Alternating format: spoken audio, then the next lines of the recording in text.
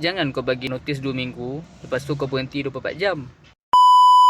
Hai guys, hari ni aku nak pesan sikit lah dekat anak-anak muda zaman sekarang ni.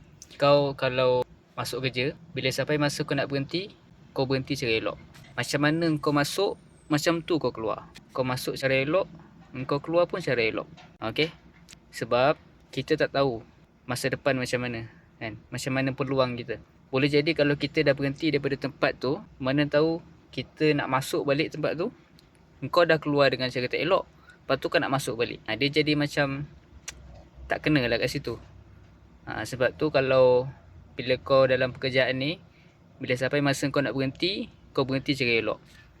Okay? Ikut prosedur macam mana kalau nak berhenti dekat sesebuah company tu. Kalau suruh bagi notis sebulan, kau bagi sebulan. Kalau dia suruh bagi notis 2 minggu, kau bagi 2 minggu. Jangan kau bagi notis 2 minggu, lepas tu kau berhenti 24 jam. Itu biadab namanya. Kalau boleh dalam pekerjaan ni, kau jangan mengucap-kacirkan keadaan dekat tempat tu, kan? Kau nak berhenti, kau berhenti secara elok. Okay? Ini pesanan untuk aku jugalah. Ini apa yang aku nampak lah, kan? Sebab kadang kita ni terlalu ikut emosi. Kita rasa nak berhenti, kita berhenti. Kita rasa malas pergi kerja, tak pergi kerja. Tak boleh macam tu, kan? Kita kena kawal emosi. Okay? InsyaAllah.